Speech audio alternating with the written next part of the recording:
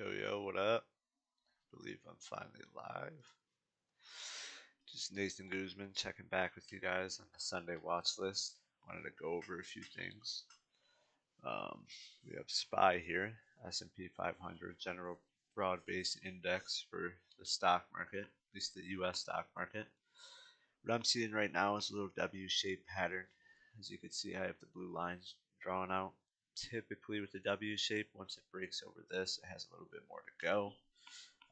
This is on the 1 hour right now. I could break it down maybe in the 4 hour. Still has the W shape. I could see a little bit of a pullback. I mean, we're overbought right now on the RSI. There's been a little bit of some selling up here because we're just been on a tear lately. If you really back it up, maybe go to the day chart really quick. We broke out of this huge resistance that we had at like the 415 area, and but since the October lows, it's just been on a big push up. I think we're close to 15 or 20%.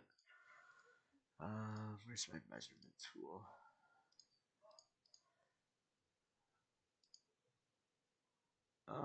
Why can I not find the measurement? Oh, right there. All right, so from the October lows to right now, 29% clip. That is a huge push in the upside in a matter of, I don't know, about 5, 6 months. So I don't know. I expect to definitely see some selling. The obvious trend right now is up, so you don't want to fight the trend. I would go maybe a little bit lower, somewhere around, yeah, somewhere around 440. Maybe if it did do a big retest, but most likely it's going to retest the top of this that it was struggling to break above. It's like 444, 445 would be the pullback area. And then obviously with an uptrend, you just want to continue to buy. There are a lot of other things that are looking kind of bullish, like individual stocks that I was looking at. UPS, it looks pretty good. It's still coiling up. You got to wait for the break in the overall trend, but as long as it holds the 156, 155 range, should be good. I'm waiting for it to break in the upside for anything. Can't trade options on it, unfortunately, because I'm an employee at UPS. It's not really allowed.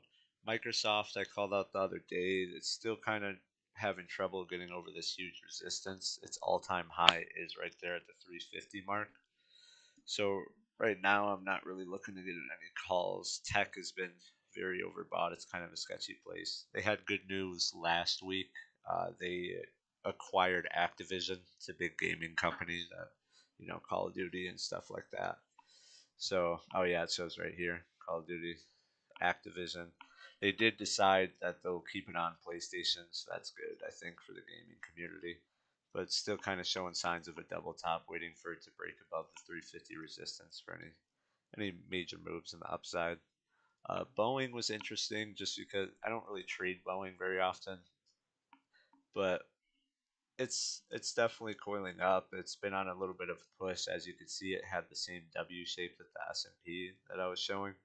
Is once you have that W shape, it's usually a pretty good indicator that it's winding up and it's gaining a good momentum to break above certain resistances that it may have. But obviously, if the market's not going up or down, it's got to go sideways. So if the market's going sideways, you usually like to chart that. So we got good support around the 198, somewhere around the 200 level, and then there's a good resistance line about 220. So it's been ranging within here. Mind you, this is the day chart, so it's been since the start of 2023 until now, so like 6, 7 months, it's been ranging. So that break will be pretty big when it does happen. So it's, as you can see, this is the 4 hour chart. It's still ranging within that. So yeah, it's keeping an eye on that, seeing if it's going to come down or hold it, break above. Market's been an absolute tear. This is Netflix. They're still continuing to fill this gap. They have a gap above, but they do have a resistance here. So I have plotted right now the double top, the same kind of thing with Microsoft. If it doesn't break above 449, 450, I don't really see the reason to get in calls, especially since it's on the upper end of a rising wedge. Usually that means that it's going to come down and try and retest this ultimate trend. But we'll see. Like I said, tech, I'm not really too big on calls right now. I think they're very overbought. I'm just kind of watching them in their rising wedges. We got Tesla. This is the one that I do think looks pretty damn good. Comes to overall tech just because the trend line. I mean, this is a very long trend line. This was November of 2022 that it's been in like a downtrend.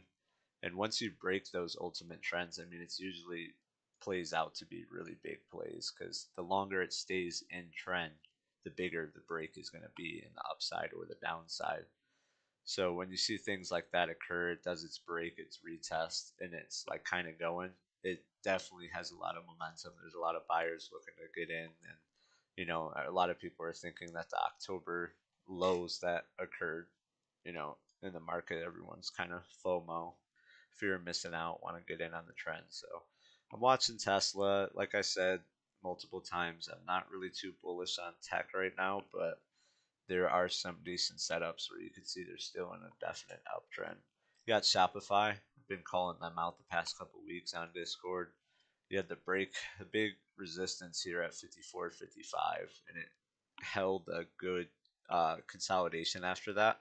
It was either up, down, or sideways. It's all it can go. And once it goes sideways, I like to play that. I like to show where the resistance is, where the support is, and there is obviously a big support on what used to be resistance. Once it broke above that, now it feels like it has momentum to go up, and it's breaking this resistance that it's had for a few months now. This is the day charts. You have to realize this is 3 months of time it's staying within the same range, and that's big. And once it broke above 66, 65 area, the resistance I had plotted up here, it shot up.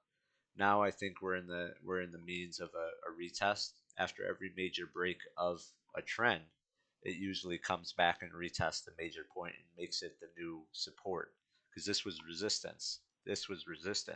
But once it breaks out, it tends to come back and makes the resistance that it was getting stopped out, and makes it the new support. So it's like you expect the same thing when you have a trend like this and it's broken. A retest is going to follow, and it needs to hold the 65, $66 mark for it to continue to be bullish. So I'm looking at that. I have my buddy Preston, my roommate. He's in Shopify right now because of the break, and he's up like 5% in the position. He's doing common shares. We got Costco. I think Costco looks pretty solid. Always a great long-term company. I have the day chart. It's been kind of coiling up, going sideways, and it finally had its break. I think a couple weeks ago. Oh, this was June, so like a month ago. So I'm starting to watch it. It looks like it had its retest and stuff. I think it would be a solid long-term play. My next resistance would be about 600, 600, 610 area. Obviously the top because 52 or not even 52-week highs, all-time highs for the stock is definitely a big deal. And it still does have this ultimate resistance right here. But this break right here is huge. So it's like if it can work its way up the 550 range, I mean 600 is very doable. And this is days of time that it's breaking. And like I said, the longer the trend, consolidates and coils up, the bigger the break. So expect big moves from some of these that have been consolidating for a while. Arc, I kind of like what they're doing because they have the W shape that I was showing you on SPY. It's kind of a common like bottoming out process when it comes to the market. Let's see if I could draw it for you here. So we got one right here, comes down, up, down, W. So, oh, don't want to go that far. So it's kind of like how the SPY was that I was showing you in the starting, and the other, which one was it up top? Was it U? No, it wasn't UPS. Like I forgot. But not to get too distracted. So we have the W shape. It's usually a pretty good indicator that it's going to continue to go up. I did happen to look it up online just to show you guys like some patterns and how the W shape works. It's pretty easy to spot because obviously it's a letter, and then they do happen a lot on the bottoming out process. So as we see, it's dropping. It has that big wick, and then it comes, and then that's usually when it starts to break up in the upside once that baseline's broken. So you could see that here is like the baseline was right about the $44, $45 mark, and it did break above. So I could see ARK continuing to go up. I mean, it has a lot of tech, and it's all about innovation fun, but they were up there quite a bit, and they dropped so much in 2022, 2023. So I'm seeing them start to kind of carve out the bottom, as Jimmy liked to say is like the bottoming process is a carving process. It's not quick. It's not super easily readable until it's kind of finished. And that's what I'm starting to see in some of these stocks that they're starting to show W shapes at the bottom and break bases and start to build a little bit of an uptrend again. Before I get towards the bottom, there was another one on Bitcoin. I don't always trade cryptocurrencies, but it's always nice to watch and just make sure that you're watching it. I have posted it on Instagram a few times, but it's coiling up. So either up, down, or sideways, as you could say, is you see it went up recently, but now it's going sideways and it's holding this little bull flag pattern, is what you would call it.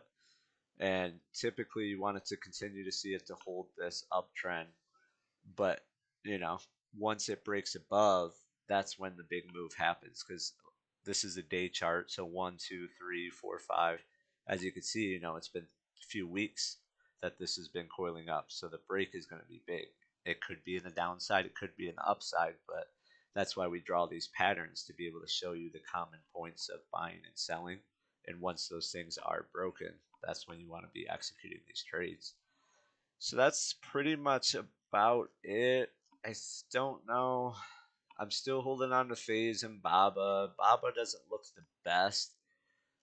Kind of just have it's kind of just in consolidation mode. Anything below 130 is just kind of a draw. The ultimate trend line was broken, but it hasn't really seen much upside. So you could put a rectangle here and show the consolidation probably around, I don't know, somewhere around here.